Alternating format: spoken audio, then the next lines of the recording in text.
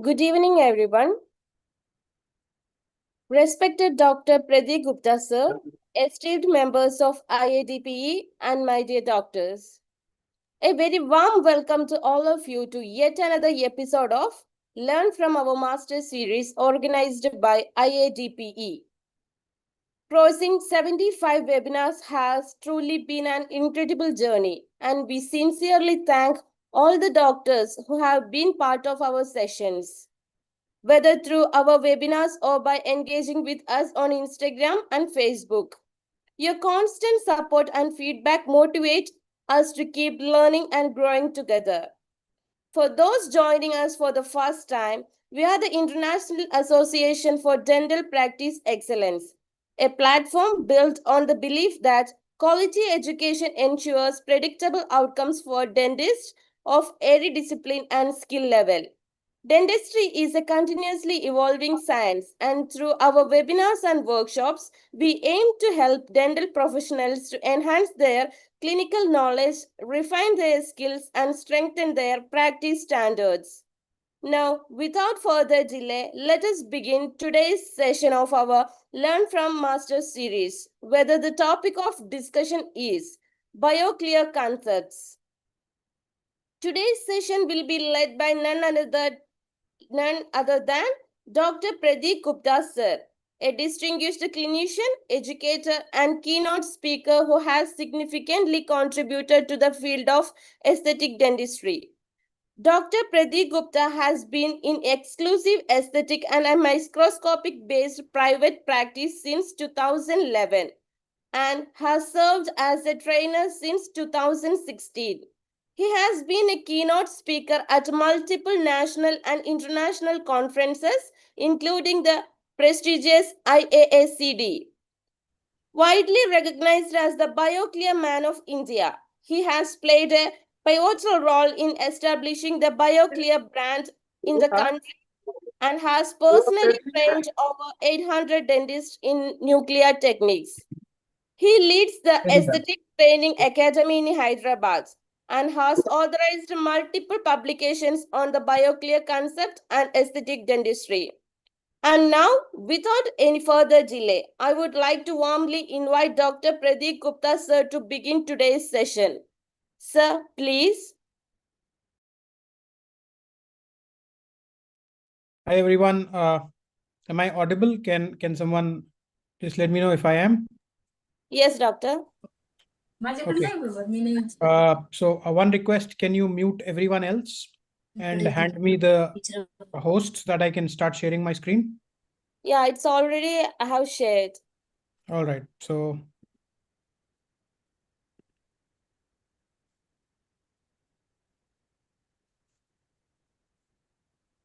can you see my screen now? Yes, doctor. Okay. Yeah.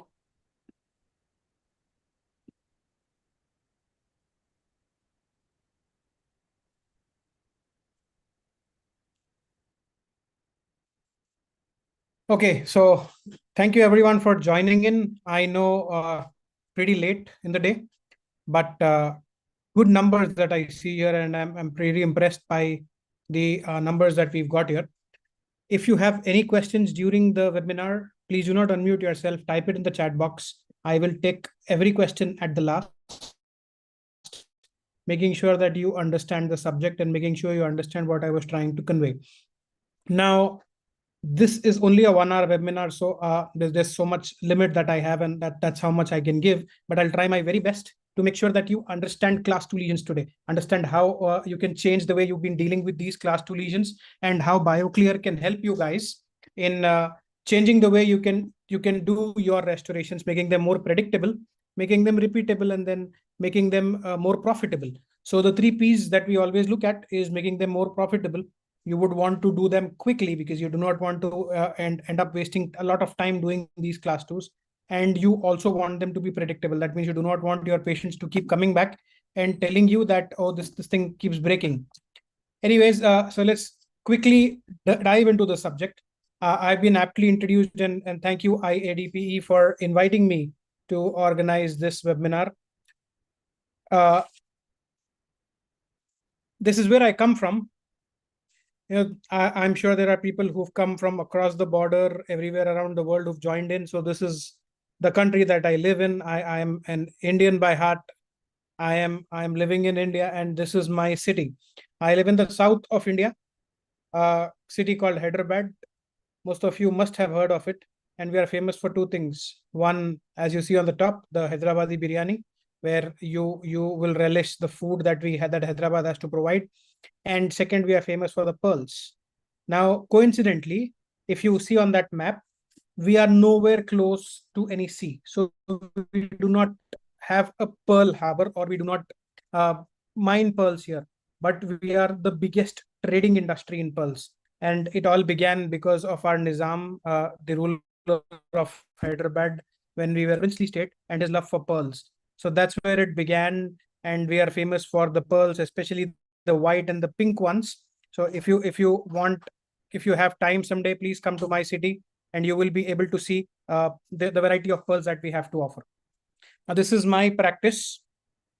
This is my clinic where I practice. That's my clinic, and that's my staff. So we have a 3-chaired practice along with an academy within the practice. We've been creating smiles, to be precise, since 2012. And we have an in-house CBCT. We have a nitrous oxide machine. We practice under the microscope. Things that are very important for dentistry are all there, and things that should be mandatory for a good practice. We have digital dentistry. We practice with a scope. We have your day dentistry, where we can do CEREC in a day. You have the CBCT machine, making sure that your diagnosis is perfect and making sure we are able to deliver results which are predictable every time. Now, before I actually delve into the topic, people who know me know the love for my basics. Now, for a class 2, that is what I'm going to cover today. For a class 2, there are a few armamentarium basics that you will need. And to diagnose class 2s, you need good vision and magnification. When I speak of vision, I am speaking of a good light. I'm not speaking of the light that comes from the chair source, because that light, when you put your arm in front of it, will only create a shadow. So I want you to at least start using an overhead light. That's the bare minimum you can do, and with some amount of magnification. See, today in dentistry, you cannot practice without magnification. A basic 3.5x loop is a must for every practitioner. And this is not just for you to practice better dentistry, but for you to also practice longer. Because if you look at what we are and look at what we do, it takes a lot of toll on our back and our neck. Now, your posture is very, very important when you work. And for that, you need good magnification. For a class 2, we've been taught the good old method of taking a floss, striking through the contacts, checking if every contact is precise. And that's why you need a good floss. So I would recommend two flosses here: the Gorilla floss, which comes from Pixters, or the P-Riser floss, which is from a company called as Profimed. Now, both of these are available with a company called as India Vikings. They are the importers. They've not paid me anything for promoting this, but they are really good flosses. The regular Oral-B and Colgate flosses are absolutely rubbish, especially the ones that we get in India. Please do not use them because they don't work. They don't work the way they are intended to. Next, you need a good probe, and periodontal probing should be a part of every diagnostic tool or every diagnostic procedure. Now, when a patient walks in, it is mandatory that you probe at least three points on every posterior tooth, just to check if there is a sudden dip in that probing. That could indicate a crack, that could indicate initial class 2 caries, that could also indicate areas where the patient is having trouble. And then X-rays, OPG and bite wing, these are necessary today, a bite wing especially, and we'll speak about it next. And you will need a transilluminator, because not in every case can you detect the initial lesions, because in those initial cavities or those initial lesions, you will have caries, which is not visible even on the X-ray. Like I said, the X-ray is a very important part of my armamentarium. And in our clinic, every patient that walks in has 4 mandatory bite wings. We do not charge separately for X-rays. That's a part of my consult. If you're charging separately for X-rays, you are committing a big mistake. All bite wings should be a part of your consult. And bite wings do not mean this. You do not put your finger in the patient's mouth or ask the patient to hold a sensor and you take an X-ray which is at an angle. It should always be with a bite wing holder. You got good bite wing holders available now in the Indian market. I've mentioned 2 there. There's one from Indus Bello also, which is pretty good. I've heard. I haven't used the Indus Bello one, but it's pretty good. Now, why is a bite wing important? If you look at the picture there, see, those proximal lesions can only be visible when the light passes exactly parallel. If you have a light that is passing at an angle, you will either have an overlap or you will never have proper visibility. And that's why it's mandatory for you to take a perfect bite wing for you to be able to diagnose lesions like those on the X-ray. Those are proximal lesions, and usually these are not visible. And it's also important for you to understand whether the mouth is a high caries index mouth, because your material changes, your diagnosis changes, and the material that you're going to use at the end of the day shouldn't be composite if the patient has a high caries risk, because composite in that mouth is composite. It will slowly deteriorate. So you will first have to control the disease and then look at using the right material and getting the right result. That's why a bite wing is mandatory in your practice. You cannot do any class 2s or any posterior restorations, even if you do partial bonded restorations. Mandatory that you have a bite wing. Just to show you an example, this is how the patient walked into the clinic. This was the situation. This is a IOPA taken by my associate, and she sends me this picture. That means she's uploaded it on the software. Before I walk into the chamber, she's checked the patient. This is the X-ray, which is at an angle. That means she's taken a intraoral periapical radiograph, like we like to call it. Now that's an IOPAR taken. That means the angle is about 15 minus 15 degrees or minus 5 degrees at least. That's the intraoral periapical. Now, based on this X-ray, we would generally term this as a caries that's involving the pulp, and you would want to do a root canal, right? Now, I walk in and I ask her for a bite wing. This is what she gives me now. See, the entire treatment changed. I am not going to do a root canal in that tooth. That tooth is vital. That tooth does not have caries that is involving the pulp. And all this is visible only on that bite wing. If I go back and show you the intraoral periapical, see that actually looks like it is involving the pulp. It is not. It's the buccal caries that is creating a shadow. And that's why it is very important that you start taking bite wings for patients. This will let you know also on the bite wing, if you can see between the 6 and the 7 in the lower, you will be able to see a little fleck. That's a calculus, subgingival calculus that is visible. Now you see multiple things that are visible. Just below the calculus, now you look at the bone level. There is angular bone loss, indicating that if I remove the calculus, the bone will recover. So that's how you diagnose seeing a bite wing. Now, for a bite wing, it is mandatory that you get a bite wing holder. Now, just look at this example. Now, this is a dentist herself. She walked in not for that particular tooth. That's clinically sound. Just that there is a little food impaction there. I mean, you can see some plug buildup there, nothing more than that. But she had actually walked in for the lower. The lower had chipped. She walked in and she wanted me to treat the lower. But you see the upper premolar now and see how close that is to the pulp. Now, if I start beginning treating the 6, which was her primary concern, the upper would have almost involved the pulp very soon. So what becomes more priority now? Based on my bite wings, you will first start to treat the upper. Tell the patient that you have a caries which is which is approaching the pulp, and that's our primary goal right now. And then the others can be treated. Also, on the other side, if you look at the premolar on the other side, let me see if I can draw. Not, yes, I think I can. Just a sec.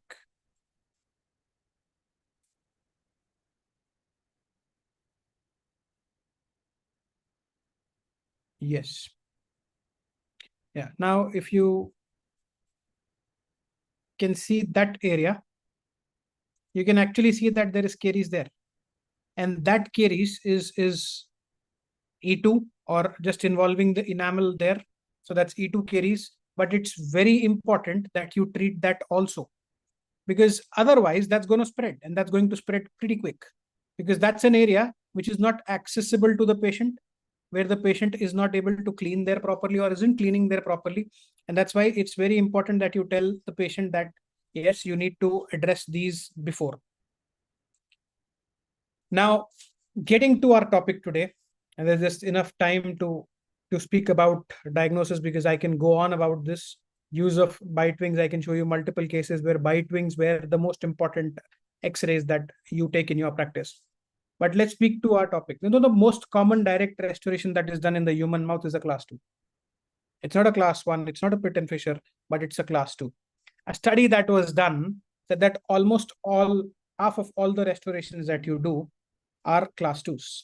And out of that, 70% today are composites. The rest 30%, in fact, 25% are GIC, and 5% yet with some practitioners still practicing amalgam. I'm sure that's going to phase out. But GIC and amalgam are not the correct materials to restore those class 2s. The correct material is either a composite or an active composite or a bioactive composite, which is a resin modified GIC, which has good strength to be bearing that area. So almost 50% of the restorations are class 2s. And if you look at economics of doing these class 2s, look at clinical aspects and financials, you will understand, and this is an example that I picked up from the US, but I'm sure it is the same in India. 2/3 of the patient that comes into your practice receive at least one direct restoration in the mouth. And out of that, 1/3 now receive at least one class 2. That's how important your class 2 is. That means every 1/3 of your patients, or every second patient that walks into your practice, receives a class 2. And this on an average is about $1,000 US. But this could be 10,000 rupees in India. That means every second patient is having a class 2 in the mouth, and it's not just one. If you take your bite wings properly, it's much more than that. This is where you become a preventive dentist. This is where you understand how you are going to control caries and how you're going to take this forward. At least a 10,000 rupee on every Indian pocket is yours. And if you're not going to pick that up, someone else will.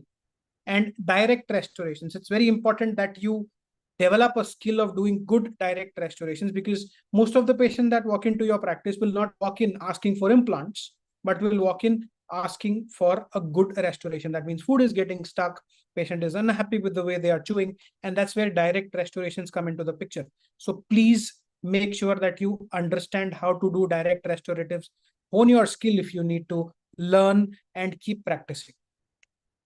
Now, a class 2 composite resin is more likely to be replaced, because if you do not do class 2s well, when you look at amalgams, we always have those patients who said, oh, this was done 10 years back, 15 years back, 20 years back. One of the best materials we had in dentistry. But the problem with that material is when it failed catastrophically. That means you had either cracks, you had vertical root fractures, you had patients who had severe pain. But in a class 2, when you are doing with composites, it's not about that failure. It's not about the longevity anymore, because these tend to fail more quicker and you will tend to replace it, because you are at the end going to tell the patient, okay, you do this class 2 and this is going to last for some time. And if it doesn't, you are the one who has to replace it. And that's why in the US, 10 times more likely to replace them when you compare them with amalgam. And please remember that it is still the word of the mouth that's very important. It's not about how much advertisement you can do online, how much you can boast online about your practice, how good you are, how good this is. But the best patient that walks into your practice is when it is recommended by your older patient or your friend. So word of the mouth still works in dentistry, will always work in dentistry. And that's why it's very important that this patient goes back and gives you a good referral. So in trying to cut corners and you're trying to do crowns in today's life, when you can do an easy class 2, it's not your way to prosperity, because crowns fail. You have a death spiral of the tooth that comes, but you will need to understand that doing a good class 2 protocol will end the procedure quickly and also be reliable. It will also give you a much more profit, because these patients keep coming back. It's not about just about that class 2. It begins with a class 2 or it begins with proximal caries, and you will have multiple other things that you will keep doing in your practice. And it will also create a very positive experience for, remember, 1/3 of your annual base. You get recalls, you get patients who come back for follow-ups, and then you will be able to do other procedures, because it's all about creating a relation now. It's not just about treating that patient for one day, it's about treating that patient for life. And today, your patients are yours forever. So make sure that the patient comes for a recall. Now, most of the recalls in my clinic are free. We tell the patient that, oh, please come, your recall is due, and your x-rays will not be charged. Because eventually, it's not about your consultation, but about the treatment procedure that you will be doing. Now, I've gone around lecturing a lot about class 2s, and these are a few clinical challenges that have always been asked to me. The first is, how do I protect the adjacent surfaces? How do I shape my restoration well? Because I want to minimize finishing and polishing time. Doc, I end up spending a lot of time on shaping this, and which I do not want. I want to be quick. I want to get up good polishing and yet be profitable.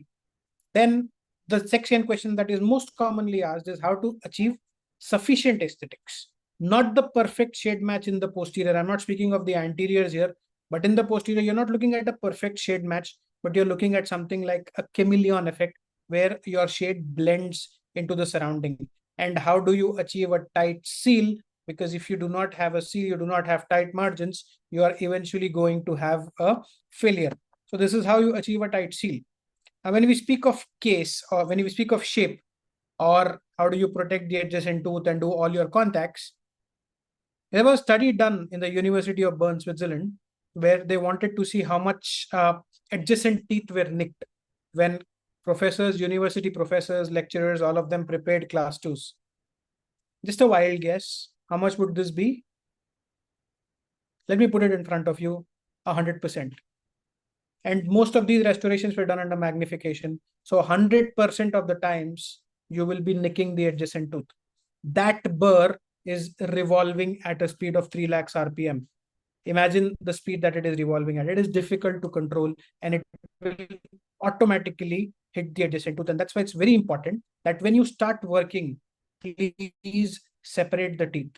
Use a wedge guard if needed to protect the adjacent tooth. That's how the wedge guard would sit. And now, see, that's the nick that you would have done on the adjacent tooth. unless you are sure you are investing in your practice, that is not the right way to practice. You obviously want the patient to come back for further treatment, but that's not how you would want the patient to come back, where you've damaged the adjacent tooth. And if you are not able to get the right contact, then the end result is a failure. So after you protected the adjacent tooth, if you are not able to get a contact, that's what the patient has come for, because food will keep getting stuck there. And 70% of the clinicians that we've asked about have a problem in creating a good contact. And open contact is actually worse than actually not treating the patient, because he's actually come with food impaction, because now the open contact will also lead to food impaction. And when you're looking at a matrix system, you are also looking at effective separation, because at the end, when you take off the matrix, you want a pretty tight contact. You do not want a space between the teeth. And you do not want a lot of time to finish and polish. And that's why you would want a matrix that gives you an approximate shape. You do not want a lot of excess. So you now want matrix systems that will give you good contact, good contour, and minimize your finishing and polishing time. Along with the matrix, it's very important on how you select your composite. You do not want a hybrid anymore. You want a pure nanofilled composite, because when you polish a spherical filler out of those nanofills, you will have a uniform reflective surface, which gives you a beautiful result. And this will also last for a long time. I mean, we do not have enough time to get into the nitty-gritties, but today we believe that you should only be using pure nanofilled composites with spherical shape fillers, so that you get a universal good contact and you get a good finish. Apart from that, what's also important is how you achieve sufficient aesthetics. And for that, you would want a composite that blends perfectly into the surroundings. Please understand that in the posterior, about 80% of the patients will never notice shade discrepancies. Absolutely not. Open your mouth and see if you can. I'm sure most of us have a class 2 done somewhere. Notice if it's the same. Your color is going to change, the color of the composite is going to change, but can you identify in the posterior? Absolutely not. Absolutely not. And 50%. But when you do an anterior restoration, your crown remakes are mostly because of failure to match the shade. So in the anterior, your shade is very important. In the posterior, it's all about using a composite that blends perfectly, because patients do not understand posterior shades. They will not be able to visualize it properly. In fact, even you, after you're done, if it blends in well, that's very important. You do not want the perfect shade in the posterior. In the anterior, however, you want a good shade match. You do not want the shade to be visible in the anterior. Now, all you want is a chameleon effect in the posterior. You want universal shades, and today most of the companies have this good universal composites which you can use in the posterior. So your shade blending can be absolutely perfect. See, that's a mono shade restoration done in the posterior. We've removed the previous failing restorations, and we have a uniform single restorative, which looks absolutely the best. That's a single shade restoration. Again, in the anteriors also, now you have excellent shade match, and small areas, small class 3s, small diastemas, you do not need to layer them. One single composite, one single shade will be able to get you the result. But if you have a big fracture, if you have a big class 4, then you will still have to layer. That's the only time probably where we layer in our clinic. Then how do you achieve the best seal? You've spoken of shade, you've spoken of shape, and now finally you get the best seal. Now, it is very important that you learn isolation. Now, I'm not going to speak in depth about the rubber dam, but this is mandatory for any posterior restoration. If you have a restoration, or if you have an area that's leaking, when you have GCF, when you have saliva, trust me, there is no bonding, and especially at that base of the margin. This is the most vulnerable area. That area has to be isolated thoroughly from the oral environment. Otherwise, it's going to fail. In fact, new studies that even suggest that the use of rubber dam is more mandatory now, because even the breath of the patient inhales, that can have moisture, and that moisture is enough to damage your restorative interface. That's why it's very important that you understand the rubber dam, understand the use and the application of the rubber dam. And there is no class 2 without a matrix. You will have to use a matrix band. Now, See, even people who lay roads understand that they have to use a matrix so that the road doesn't overflow, or the cement and the gravel doesn't overflow. That's why you start using a matrix. We've evolved from using the Toffel-Myers or the 360 matrices now, and understanding the use of sectional matrices, because these sectional matrices are naturally contoured, they are anatomically correct, and you have the correct height and the correct contour. That's why it's very important that you select a sectional matrix. Now, with the sectional matrix, which matrix and how, we introduce the BIOCLEAR concept now. Now, this concept has 5 pillars. You remove the biofilm first. You modified the cavity design. You use an anatomic matrix. You will injection mold with heated composite, and you will do the 3-step polish, which gives you polish that lasts almost the lifetime of the restoration. Let's look at these 5 pillars. Let's look at the first, which is removal of biofilm. Now, why is it important to remove biofilm? Because I've been doing restorations for so long, doc, and I've never removed the biofilm. What you see as a failure that begins at the margin is because you've not removed the biofilm.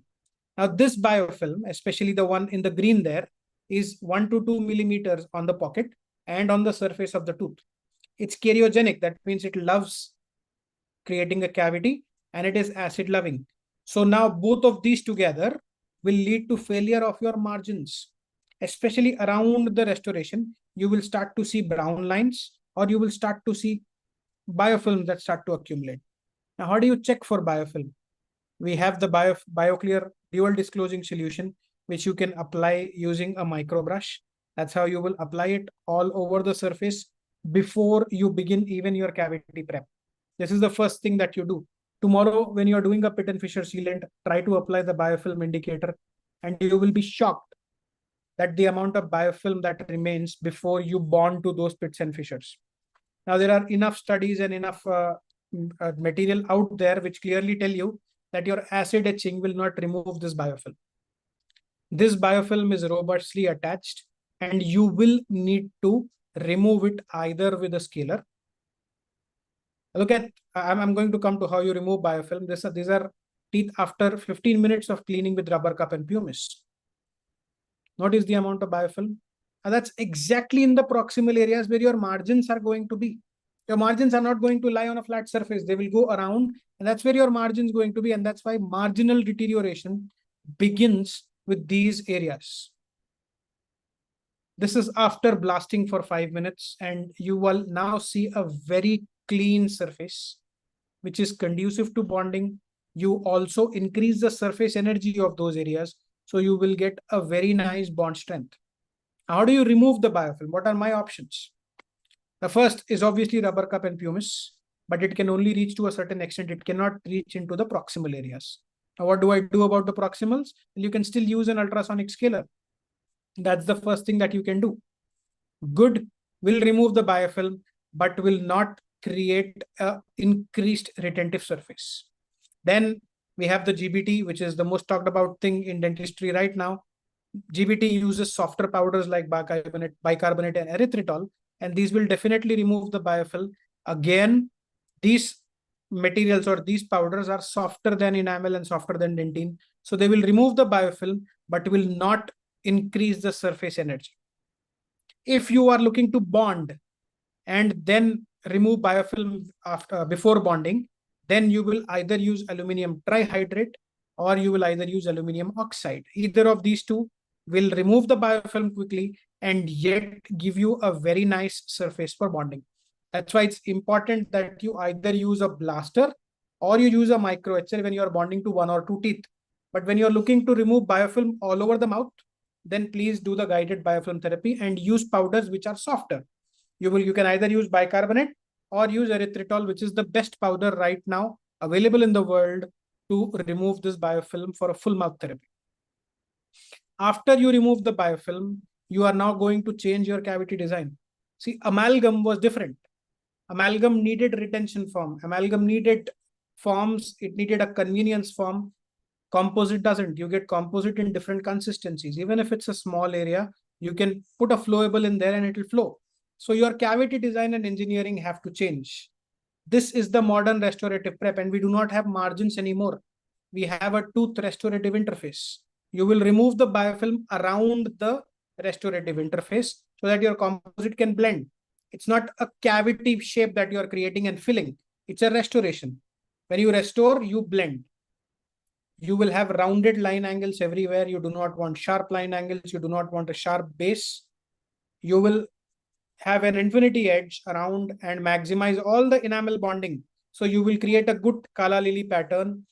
You can go to my Instagram page and there are enough videos on how to use the Kala Lily burr and making sure you are blending the enamel, and you will injection mold rather than place incrementally, because now it's one surface that you're looking to bond. When you do not have a lot of dentine, when you're being limited in your cavity prep, there is enough enamel. When you have a 70-30 enamel to dentine ratio, you can restore it in one go. However, when you go deeper into dentine, and I'll show you some cases or one case where you can always have immediate dentine sealing done, and then you can always restore the enamel margins using the injection over molding. That's how your cavity prep needs to look. A nicely blended surface with not a lot of sharp areas, but complete bevels.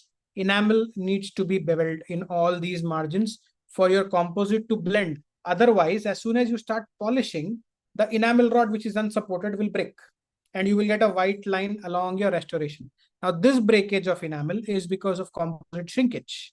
However, when you create a bevel, the composite is going to flow over that bevel and it's going to bond to the enamel well. So it's very important that you create these bevels. Now, after that, you will use anatomic matrices and wedges, because you do not want to, like I said, spend a lot of time in creating the shape. You want the matrix to give you the shape. And your contact needs to be a good contact area and not a point contact in the posterior. See, in the anterior, we get contact points, but in the posterior, you want good broad contact areas.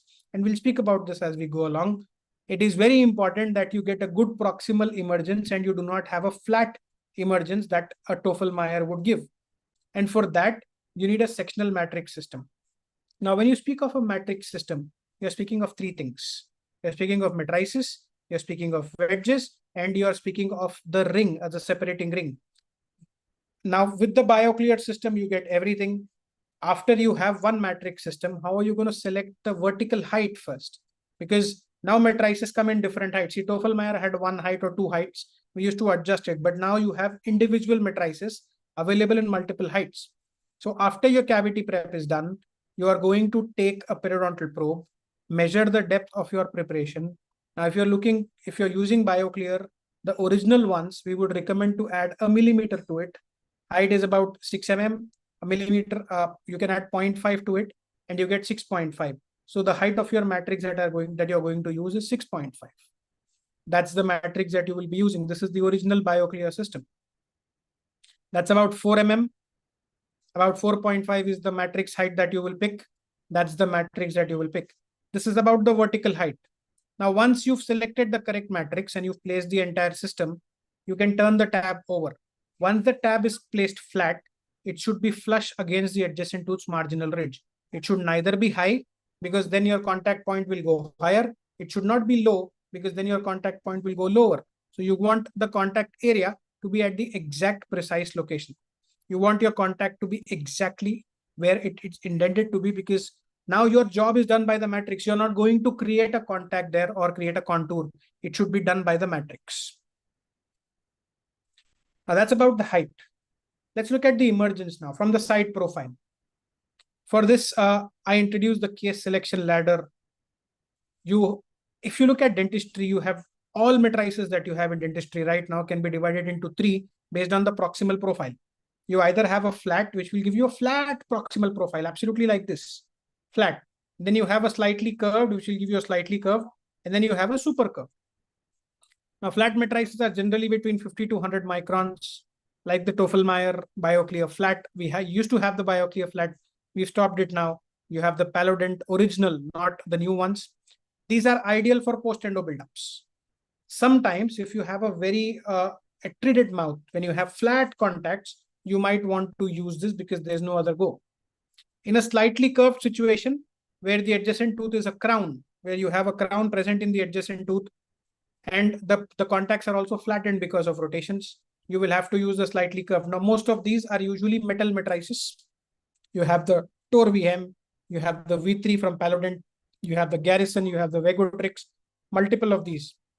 And then you have the super curved, which have a nicely curved belly. This you will use when you have natural teeth in contact. What are the brands available? You have the BioClear, you have the Garrison super curved now, you have the Real Matrix, which is specific for DME, and you have the Tor VM saddle. Now, this is how you can select the matrix based on the distance between the adjacent tooth. Now, if your distance is about 0.5, you might use a slightly curved or sometimes a flat. About 0.7, you will use a slightly curved definite. It is more than 0.7, almost a millimeter from the adjacent tooth, you will have to use a super curved matrix here. Look at this situation. Now, this is ideally suited. The adjacent tooth is a crown, contacts are flattened. It's ideally suited to use a slightly curved matrix here. Look at this. The adjacent tooth is a natural tooth. Absolutely fine. So you're going to use a super curved matrix because you want the contact and the contour to be perfect. Now, in this situation, if I look at the left and I say 1 where the adjacent crown is present and it's almost flat there. So I might either use a slightly curved or a flat there. Whereas on the other side, I will be using a super curved matrix here. So that's how you are going to select the matrix. You selected the height. This is the curvature now that you're going to do. And it's very important that your matrix has the correct embrasure, not just gingivally, but also occlusally, because these occlusal embrasures are very important for food transmission. So make sure that your matrix gives you the shape. You do not create the shape using a disc. Now, with that in mind, BioClear has introduced the Evolve matrix system. See, most of the metal matrices that you get, when you look at Toffel-Mayer, they do not have an occlusal embrasure. The V3s have very limited to zero occlusal embrasure. So most of these metal matrices did not have an occlusal embrasure. So what we at BioClear have done is now we've introduced these 3 matrices. So you use the same wedges, you use the same ring, but now you have 3 different types of matrices which are color coded. The blue is super curved. So now when you look at the super curved, it's not just curved from the incisal to the cervical, but it's also curved from the proximal. That means from the buccal to the lingual. So it's super curved in all 4, or it's a 3D super curve. When you have the orange, it's a flatter or the less curved. And we speak about the pink, which is the flattest, or it is slightly curved or almost flat. This is the blue. Now you have it in 5 sizes, 5 heights, and you can choose between the heights. The biggest advantage is now even the deepest margins can be acquired by using just one matrix. You do not need a separate matrix for margin elevation. For the orange, we have the 6, 7, and the 9. If you see the blue, we have the 5, 6, 7, 8, 9. Orange 6, 7, and 9, and the pink in 6, 7, and 9. Can you please mute that?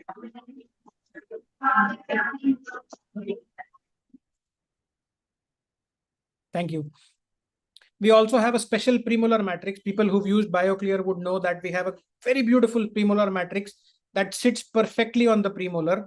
It has been color coded black now. It's like the super curved matrix and color coded black. You again have 5 different heights here, 5, 6, 7, 8, and 10. We've missed the 9 in the premolar because the 10 can be used, but I haven't used the 10 ever.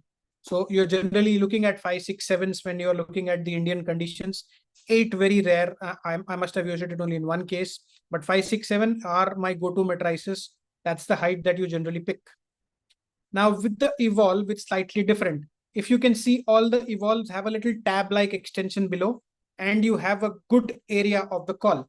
So now these matrices, once you have the height indicator, once you select the correct height, you're going to add 1 mm, not 0.5, 1 mm to it. That means if your height indicator says 4 mm, you will pick the 5. Now, in case you have bone loss, that means the bone has gone down and your probing depth is more than 3 mm, then you will add 2 millimeters, not 1 mm, but 2 millimeters. So in this case, see, the height that we generally want is about 4. So if there is no bone loss, that means a probing depth of 2 to 3 mm, you will use 5 mm. If there is bone loss and probing depth is increased, then you will use 6 mm. Add 2 millimeters when there is probing depth. Now, along with this, we have a new instrument called the push-pull instrument. I'll show you a few cases with the push-pull instrument.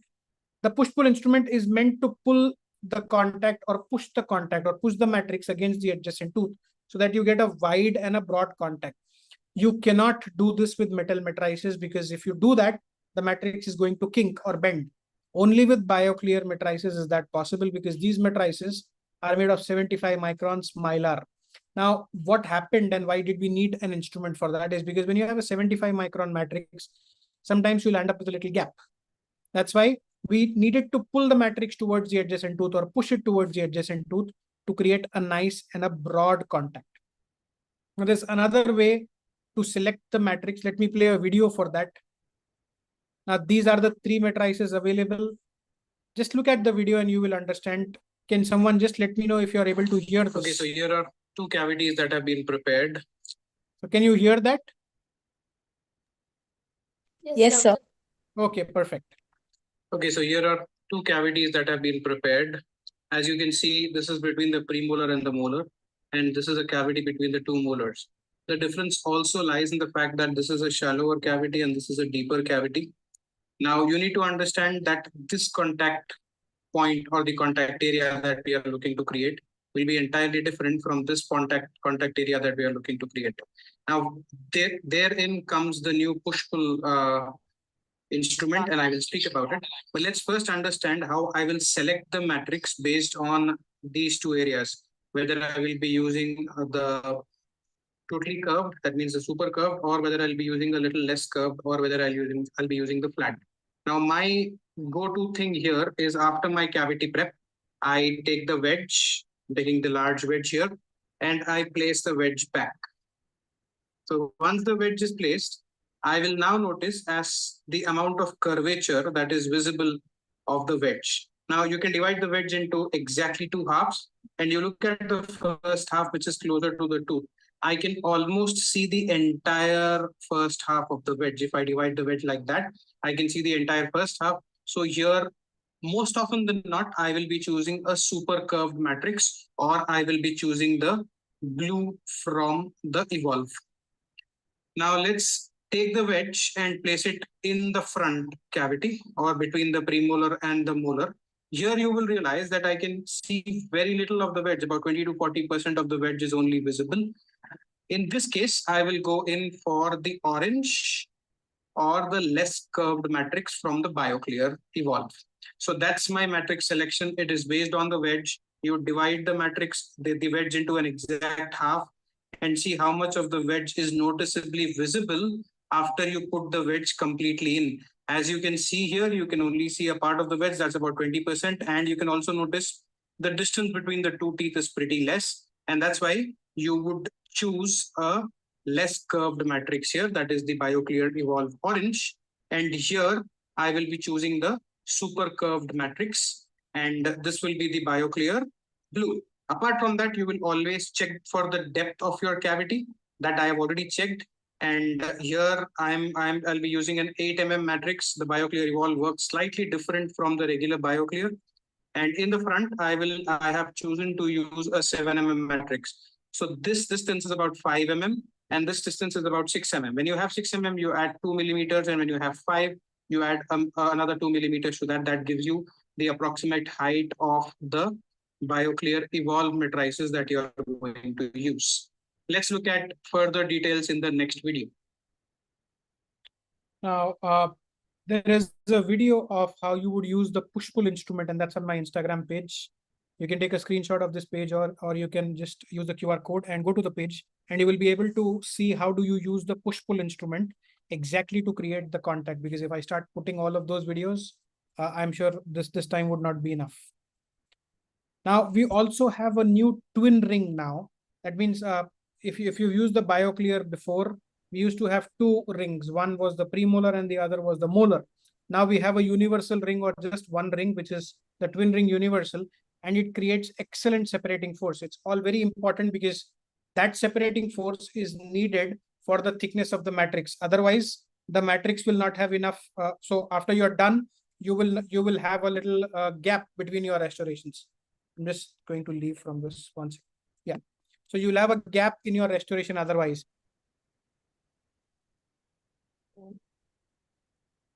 Is that the recording has stopped?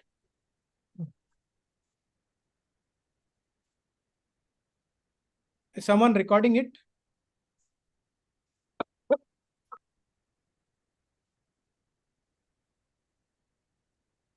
Okay, perfect.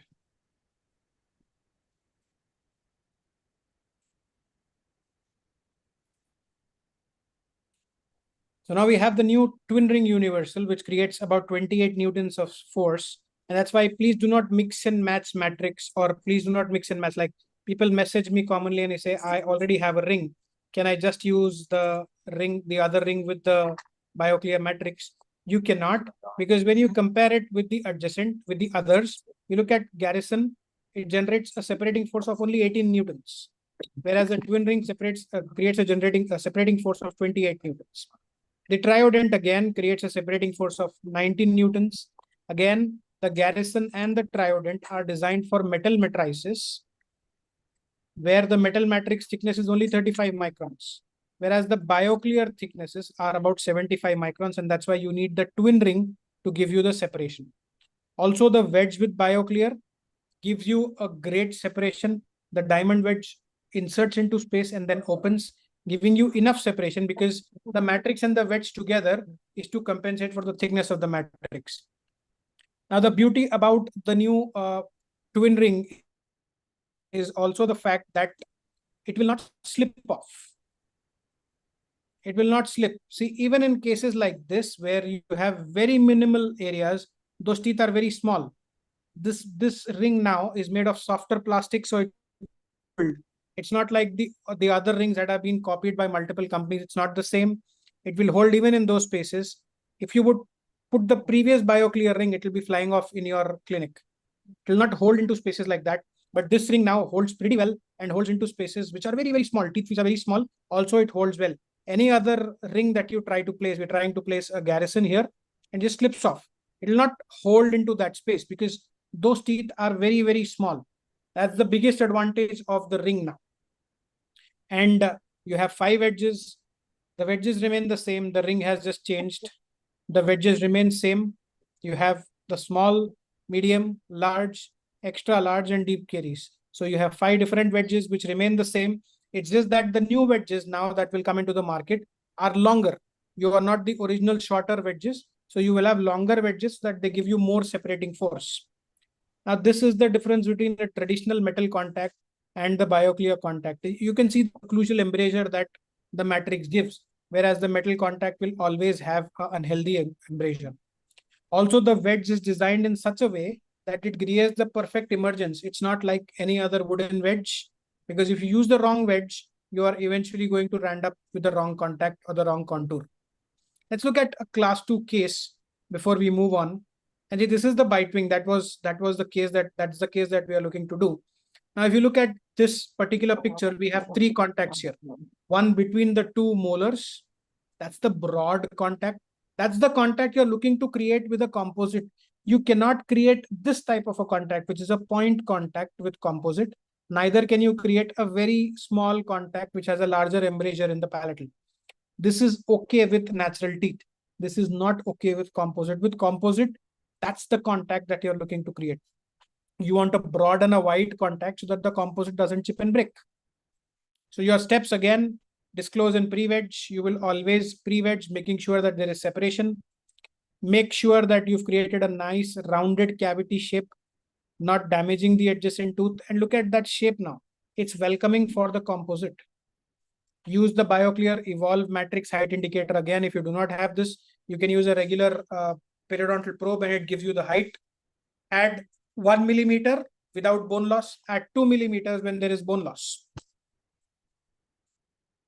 You would check, select the correct matrix, place it.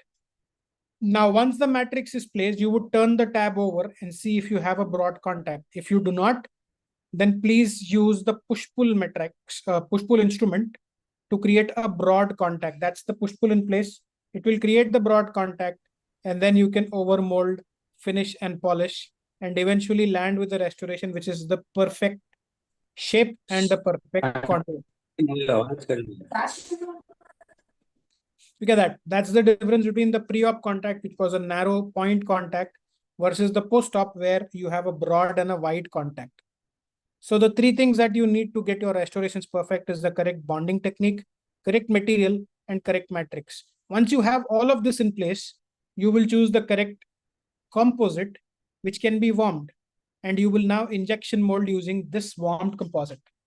Now, injection molding is simultaneous injection of heated paste and flowable composite to fill the cavity predictably. You will not get voids, and it overcomes a deficiency of layering technique. Now, there are multiple studies that have been done. And why is there a need of using warmed composite? It increases the flow, decreases the time of cure, less micro leakage, increases the depth of cure, less polymerization shrinkage.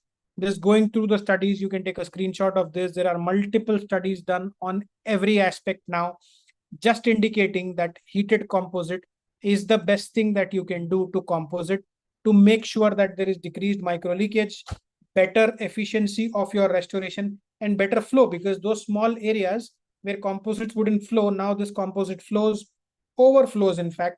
Now when there is shrinkage, it doesn't shrink away from the tooth, but rather shrinks over the tooth, giving you a good finish and polish and a better restoration. Now there are enough studies. This is done by Magne et al., where they've used heated composite, and that's what we do in our practice today. We use heated composite to lute inlays and onlays and bonded restorations. We do not use resin cements because the best thing that you can do is use heated composite for those. Now, how do I warm my resins? Well, these are three options that you have. I have the calcit in my practice. I have the BIOCLEAR heat sink, which goes to only one temperature. And then I have the aesthetics warmer, which goes to 3. So the calcit and the aesthetics warmer both go to 3 temperature settings: 40, 55, and 70. 40 degrees is to warm your LA carpules. 55 is where you can warm your hypo. And 70 degrees is where you will warm any composite for injection molding. You have another gun called the Compex HD. This is also what I have in my practice. The biggest advantage of this gun is, see, all of these three will take at least 8 to 10 minutes to reach the peak temperature. That means the apt temperature. Whereas this can reach 70 degrees in 40 seconds. The heating element is right at the tip, just below your composite. So it is constantly heating the composite as you are placing it. And that's one of the biggest advantages. The disadvantage is you cannot warm flowable and you cannot warm multiple compules. So you will still need these in your practice. And then this can absolutely be handy when you are looking to work with composite. Now, the most common questions that are asked to us is whether heating is safe. I think I've showed you enough studies. One of the studies also shows you that heating is absolutely safe. And then, is heating composite safe? With regards to the tooth, I can understand that there is not a lot of temperature increase, but will composite not change? Now, these are studies done by 3M, and BioClear and 3M have a tie-up, and we only promote 3M because 3M says you can heat our composite and there are no temperature changes, or there are no effects of the temperature change. In fact, they say that their compule can be warmed up to 70 degrees for 1 hour, 1 full hour, and there is no physical and chemical change. And their flowable syringes can be warmed up to 25 times. So the flow can be warmed up to 25 times. The compule can be warmed up to 1 hour. That's why we recommend the use of a compule and not syringes when you're looking to pack. Also, now 3M has a new Filtech Universal Restorative, which will come into the Indian market soon. And this is the first product by FDA, which is cleared for warming. That means any of these composites can be warmed without changing their physical and chemical properties, up to 1 hour for paste and up to 25 times for the flowable. These are 3M internal studies. They are right up there. You can contact your 3M reps.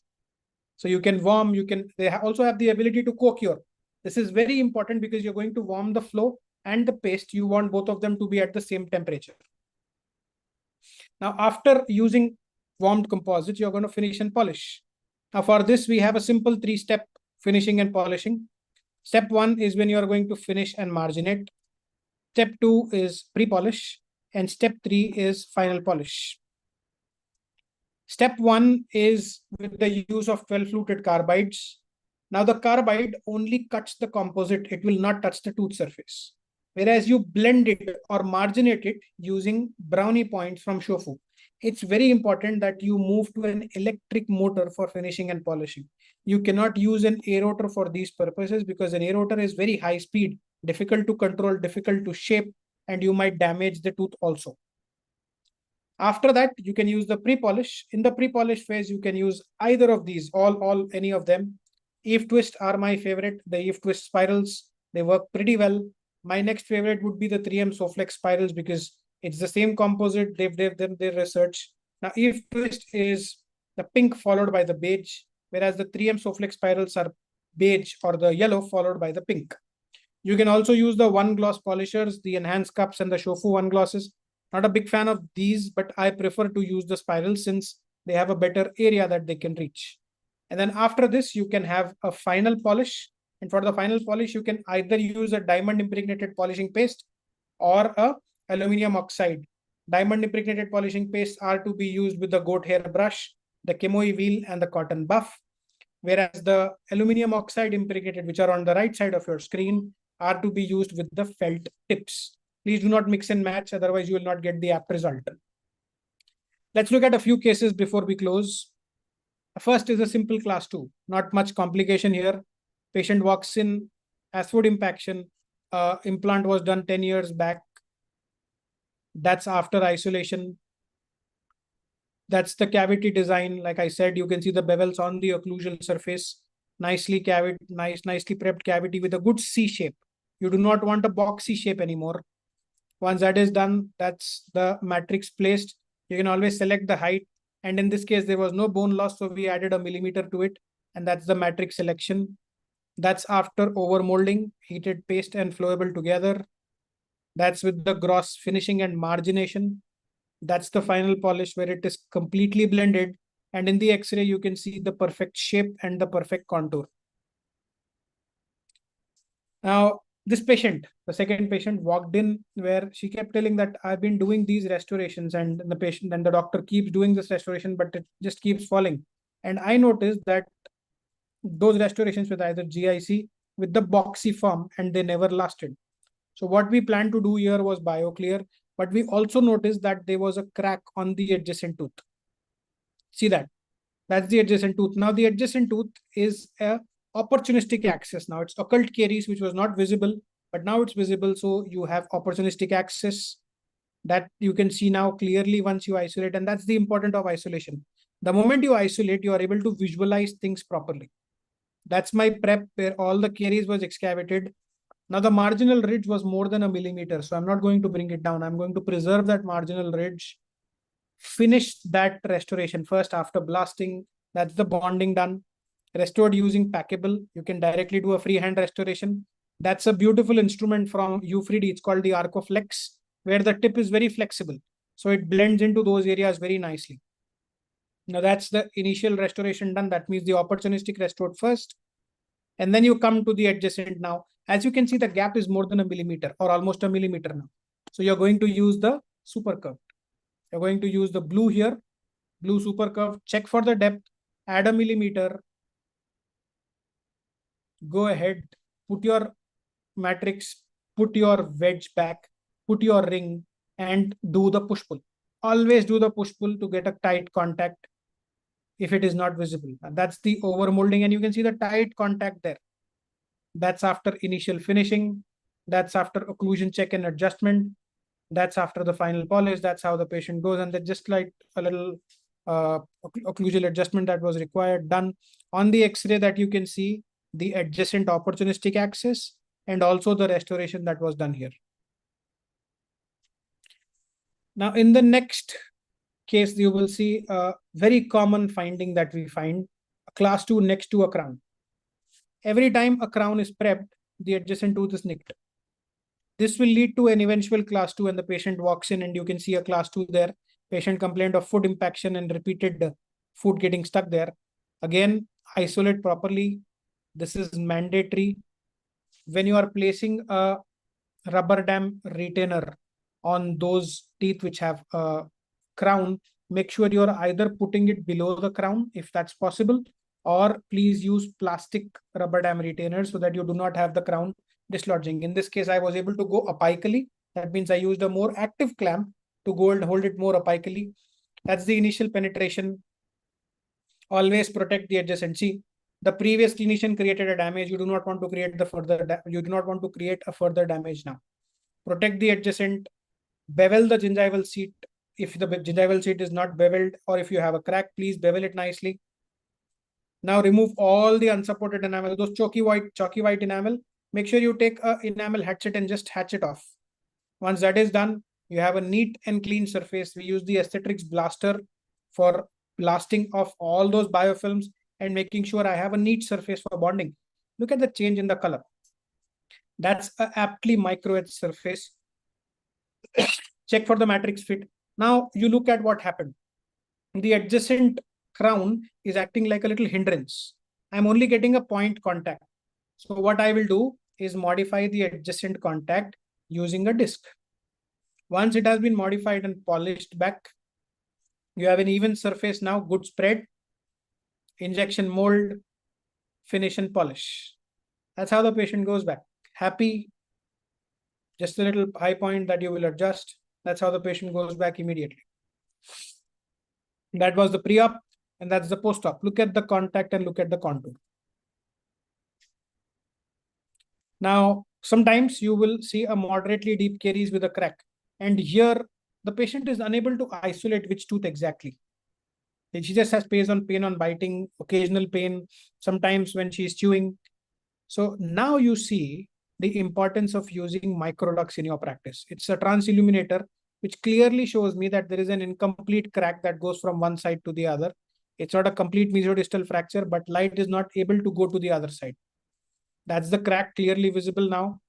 We start to isolate, excavate, and you can see caries. 99% of the times when there is a crack, there will be caries there. It's called occlusal effect decay. So there will be caries. That's my gross prep. Check for the depth. This is the black matrix, which is the premolar matrix. Notice how it is holding perfectly into the premolar. That's after the push-pull, over-molded. That's immediately after. Remove the system, remove the matrix, remove the retainer, start to finish and polish. That's after initial finish. Sorry, that's after the final polish. Let me go back. That's after the final polish. That's how the patient goes. Now, when you have deep caries, you will obviously have to do immediate dentine sealing because you have a lot of dentine that you're looking at. And then you can do over-molding after you've done the IDS. Look at this. This is a filling restoration that was done by a previous dentist. The patient walked in with occasional almost pain whenever he used to bite. This, you can see the secondary caries around the restoration. That's after complete caries removal. There was a lot of caries that was left behind. This is clean and now ready to bond. This is after IDS. I'm not looking to explain the procedure of IDS here, but you can see I have only bonded to the dentine. The enamel is free. Dentine bonding done. I will micro etch the surface, refine my enamel margins, check for the correct matrix, do a selective enamel etch, go ahead and overmold. I'm not speaking about IDS here, but it's a mandatory procedure when you have deep caries. You check for the contact, do the final finishing and polishing. The patient was super happy. In fact, this patient is a very close relative of mine and he has no issues now. It's almost been over a year where we've done this restoration. Now, sometimes you will have a deep caries with a buccal wall missing, say a case like that. Now, in this case, I will have to create the buccal wall freehand. Otherwise, there is nothing to hold my retainer. So what do you do? Again, the procedure remains the same. Isolate, excavate. That's after complete caries removal or partial caries removal. I'm not speaking of deep caries, but that partial caries removal following the correct principles and leaving behind the central core of dentine. That's after you're done. Now you see, if I place a ring there, the ring is going to create a bump or a dip. And that's why we will first need to create a buccal wall. For that, we use a 360 matrix. Create a buccal wall. Once the buccal wall is created, now I will place the sectional matrix and I can now support it with the ring. See, now there is enough space to hold the ring. Again, using the push-pull, creating a broad contact, restored, over-molded, finished and polished. That was just a little high point on the marginal ridge, and that's the finish and polish. The adjacent tooth is a BioClear restoration that I had done almost 9 years back. So that's lasting the time, almost 9 years now. You can see the adjacent contour. That's the BioClear contour. And this is the next now. That was with the original BioClear system. This is with the BioClear Evolve. So he has both of them in his mouth. Well, before I finish, we have the next BioClear program that happens in Calicut in December and then Mumbai in January. This is in Calicut, it's with Dr. Jose Thomas in his Metropolis Academy, where we have the concept for 2 days. Day 1 is posterior and day 2 is anterior. Anyone who looks to join may absolutely join. I think we have a couple of seats still remaining. And then in January, the early bird is over. So if you want to join in January, I think you only have the full fees now. We only have a couple of seats, even in Mumbai, because it's a limited attendance program that we take not more than 15. So you can join in and contact Dr. Twinkle Jain. You can take a screenshot of that. And then you're always invited into my temple, which is my academy. This is the academy that we have in Hyderabad. We have a 20-seater academy with individual screens, individual workstations for every participant.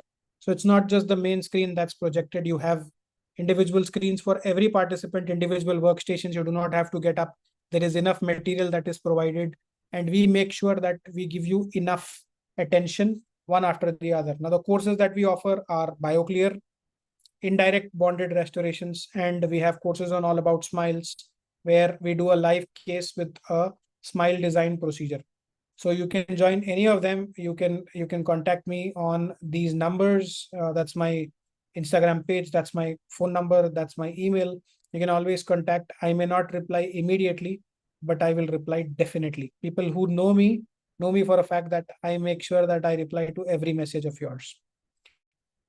That's my time, guys. I know it was a very short lecture, but that's the max that I could do with the time that was provided. Let me stop my screen share. That's the time that I could give you based on the time that was provided. In an hour, I think we are set to take up any questions that you have. Let me go to the chat and see. Yes. So the first question that I got is a good RVG recommendation. Well, if you mean the sensor, you can look at Vatek, or you could look at the 5200 Kodak. Both of these are really good.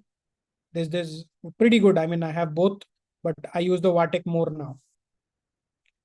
Matrix height and how to select it, please elaborate. Little limited in this period, but you have 2 things. You select the height, right? So you select the height based on your cavity depth. And I'm speaking of BioClear here. So when you're speaking of the original BioClear, you add 0.5 because it goes slightly below the contact, below your prep margin, and gives you a tight seal. If you're speaking of Evolve, you add 1 millimeter if there is no bone loss. But if there is bone loss, that means your probing depth is more than 3 mm, you will add 2 millimeters. That's for the height. And the curvature, I've told you, you have three types of curvatures where you can select the flat, the less curved, and the super curved. I am sure that this video is going to be on YouTube or other platforms. You can always access the video and look at it again. And then if you still have a doubt, always message. What's your go-to composite brands for posterior restorations? Well, my go-to composite brand for posterior is always Filtech posterior bulk fill. The 3M Filtech 1 posterior bulk fill is my go-to because that's the composite that can be warmed. In the anterior, I sometimes switch between 3M to Curare, but in the posterior, I stick to 3M because that gives me a 5 millimeter depth of cure, plus it can be warmed. What happens if to the compules, if heated beyond an hour, you will have physical and chemical changes within the composite, and that's why there's a limit that the company has given. Which composite and flowable we have to use in class 2 restorations? Please explain about the SnowPlow. Well, SnowPlow is similar, if you would call, to injection molding, but it's not. You just put a little flow and then you put packable composite over it. The problem there is differential contraction between the flow and the paste, because both of them don't contract the same way. But with 3M, you they say co-cure is possible, and that's why we always say over mold rather than under mold, and that's why snow plow is not a technique that I would recommend. But still, if you do not do injection molding, then please a little drop of flow and then put your packable composite so that the flow spreads into areas where packable cannot move. Polishing disc details, please. I mean, the polishing discs were from 3M, and for the finishing and polishing stuff, I like the Eve Twist spirals. They are good. Indus Bello has also come up with a good set of spirals that they have sent to me. I've been trying out those spirals and they are good and economical. So that's your option there. 1713, no, 7030. I meant 1730, 70% enamel at the end of your prep and 30% dentine. So you're not very deep into dentine and you have enough enamel to counteract the shrinkage. Do we apply silane to the IDS layer after blasting and etching in deep caries cases? No, you do not need silane, but you can just use a drop of universal bond or the regular bond. But make sure you micro etch after you've done the IDS, because micro etching will reactivate the bond layer. Mumbai, where location? Mumbai, it will mostly be in Suba International, Andheri. You can contact Dr. Twinkle Jain and she will let you know. When will the same be in Hyderabad? In Hyderabad, we begin in February. In Hyderabad, we have a 3-day program, not a 2-day program. A 2-day program is posterior and then anterior. In Hyderabad, on the second day, we deal with deep caries. We deal with multiple restorations, multiple contacts. So we have the entire schedule up in Hyderabad. We'll have it in January, in February. I will ask the organizers to send details of my academy, and you can join the academy page, and you can be informed about the programs that keep happening. Thank you so much. I always reply. Thank you so much. How many times can we heat the composite compules and syringes? Like I said, compules up to 1 hour. Eventually, one compule is good enough for one large class 2 or 2 small class 2s. So you're not going to warm it more than 20-25 minutes at a time. That's more than enough. And syringes, like I said, up to 1 hour. So you can warm the flowable syringes up to 1 hour, or sorry, to 25 times.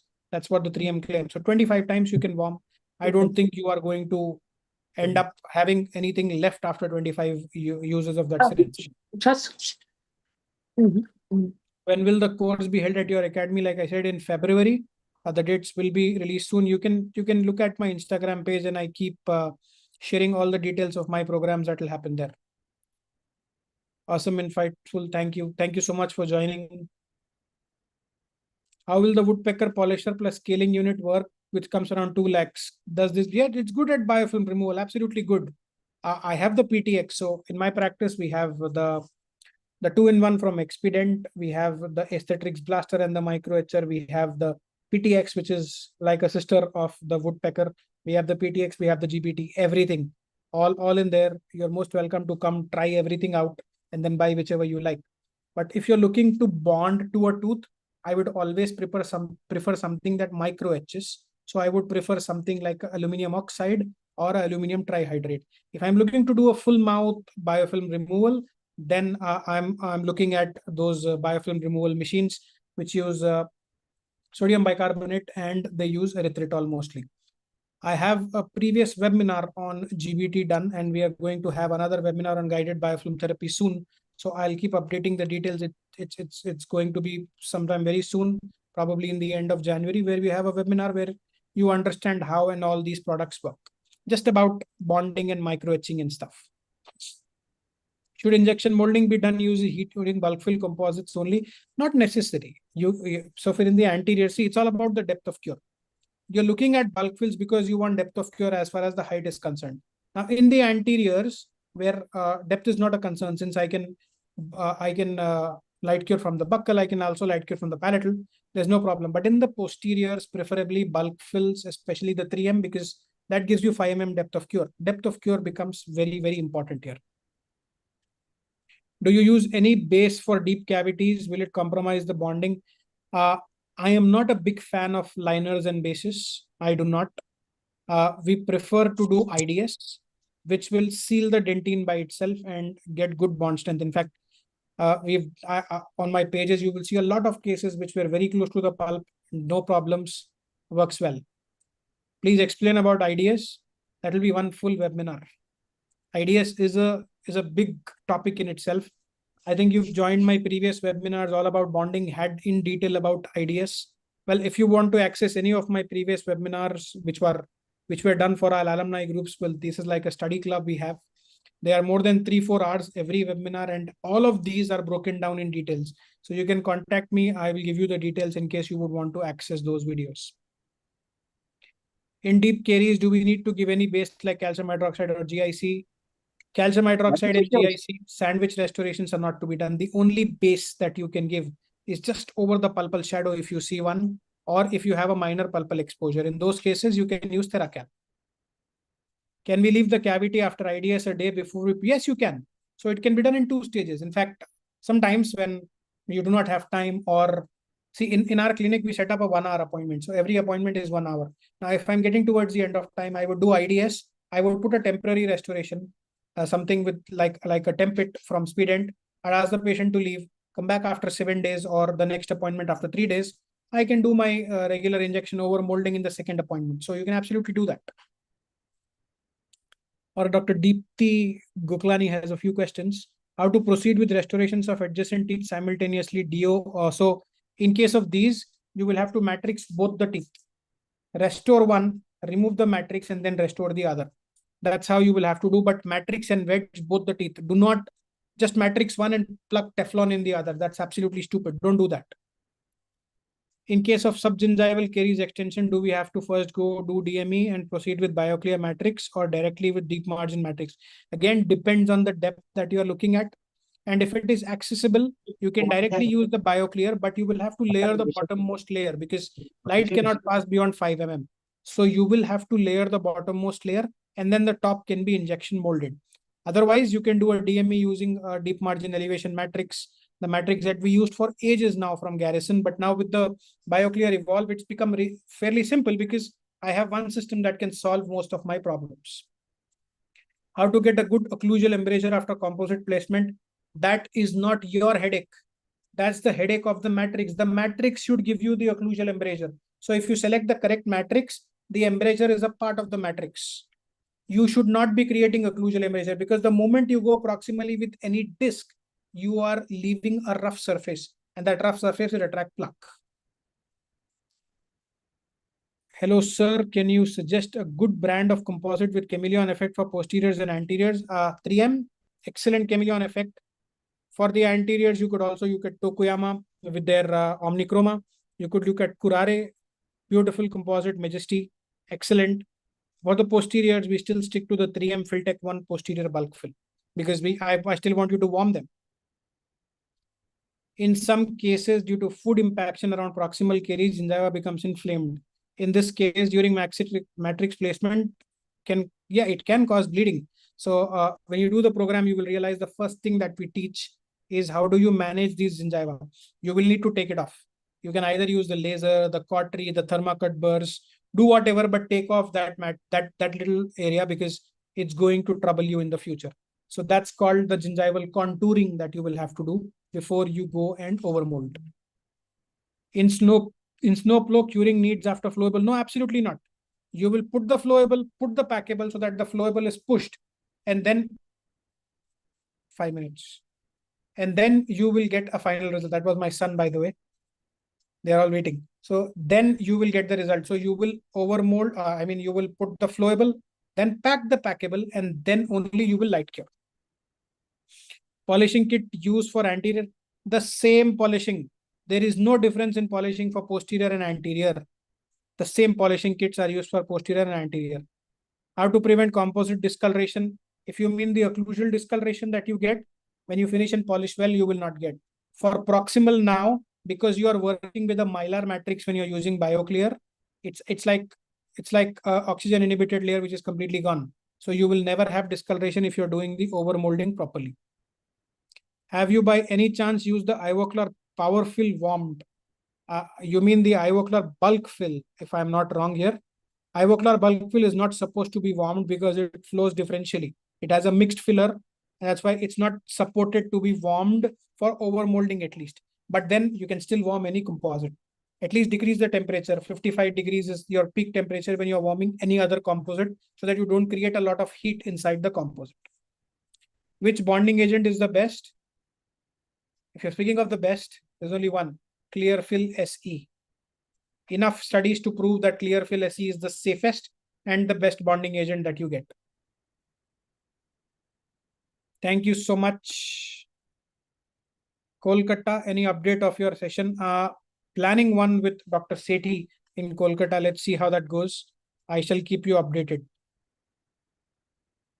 Do we compromise bonding when we add base to the deep filling? Yes, absolutely, because you're not bonding to dentine anymore. You're bonding to that little restorative that you add. So bases are no. Sandwiches are no longer to be done. Any BioClear course in Delhi? Yes, very soon. So in plans to have a BioClear course in Delhi with the 3M Academy. So you can contact Dr. Priyanka for 3M. We will have one in Delhi very, very soon. Dentart's clinic, that entire place is rented or owned. Well, it's partially rented and partially owned, and the entire clinic is about 4,000 square feet. You are more than welcome to visit at any time. When to use aluminum oxide particles and sodium bicarbonate? Sodium bicarbonate is not supposed to be used for bonding. Aluminum oxide is for micro etching and bonding. Alternate for enhance. That means the polisher. Use the ones from Eve Twist. They are really good. Dr. Shravan, thank you so much. Thank you so much. Thank you also for referring the patient. I did the patient today. How to join the alumni club? You will have to do some program of mine to get into the alumni. You can always contact. Is there any offer for your webinars like 1+1? Yes, you pay for 2 and you get 1+1. Absolutely. Can we use chlorhexidine or hypochlorite after decay removal to increase the bonding? Yes. The primary rule of IDS is to use a matrix metalloproteinase inhibitor. So you will use chlorhexidine, which is to inhibit the MMPs. How to do IDS in deep caries? Should we use universal bond or curare? IDS ideally is with the self-edge bond, so you will have to use the curare bond. How to restore deep buccocervical caries? Restore the cervical first and then go ahead and restore. So now you're speaking of 3 surfaces. You're speaking of enamel, you're speaking of dentine, you're speaking of cementum. Bond to cementum first, then bond to dentine, and then finish the enamel over molding. In curare, which composites you can use? Clearfill Majesty. Clearfill is the best composite that curare has in the Indian range at least.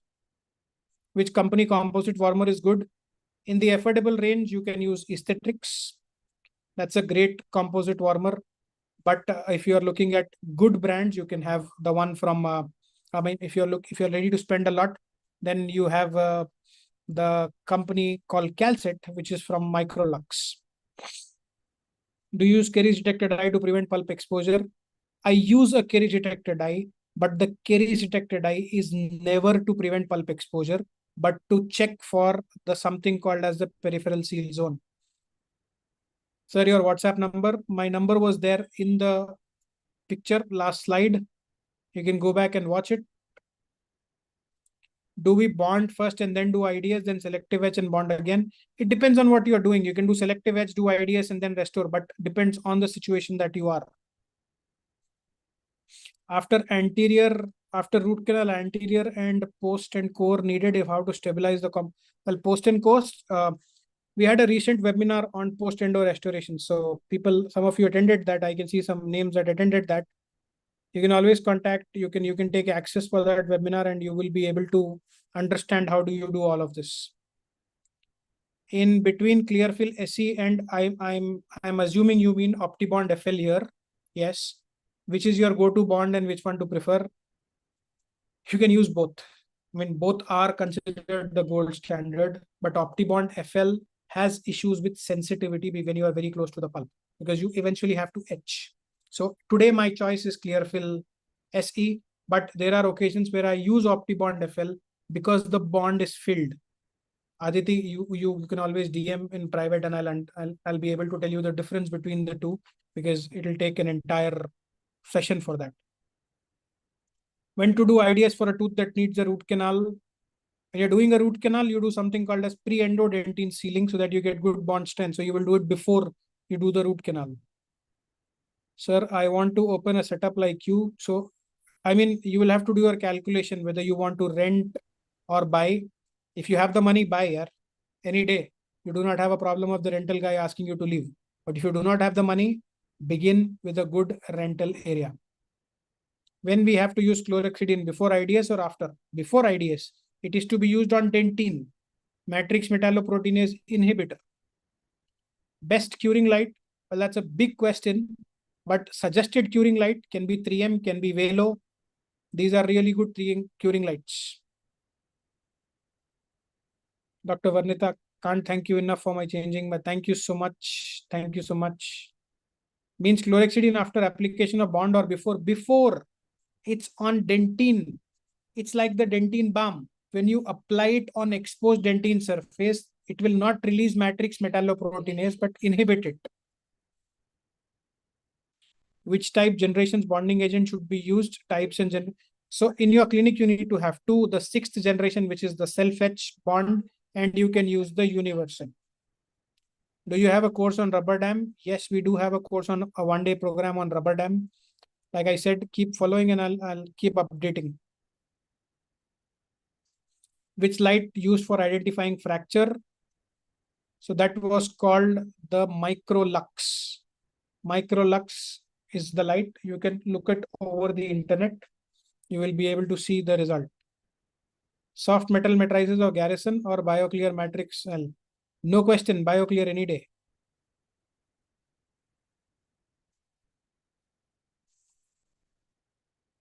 Well, thank you so much. Dr. Sanjay has joined in. Thank you so much, sir. Good to see you here. Thank you so much, Doctor. Thank you. Thank you so much for sharing your valuable knowledge and expertise on BioClear concepts. I'm sure all of us are leaving this session with practical insights and techniques that we can directly apply in our daily clinical practice. A heartfelt thanks to all the doctors for your attentive listening and enthusiastic participation. We had an amazing response with more than 220 participants, and your presence truly made this session special. I hope everyone departs this session with renewed confidence and inspiration. Once again, thank you, Doctor. It was truly a wonderful and informative session, and we deeply appreciate the time and effort you dedicated to being part of this series and the questionnaire. Please do check out and follow Dr. Pradeep Gupta's Instagram page to explore and appreciate his clinical works and programs. Let me share that again so that you guys Yeah. can take a screenshot if needed. So that's the Instagram page. That's my number and email. Okay. All right. Thank you. Yeah. To stay updated on our upcoming webinars and workshops, please visit our website, which is iadpe.org, and follow us on Instagram and Facebook pages as well. If you missed any of our previous sessions, you can find them on our YouTube channel, and we would greatly appreciate your support by subscribing. We look forward to seeing you again in our upcoming webinars. Until then, stay safe and keep learning. Thank you all once again. Have a wonderful night ahead. Good night. Thank you so much, everyone. Good night. Good night.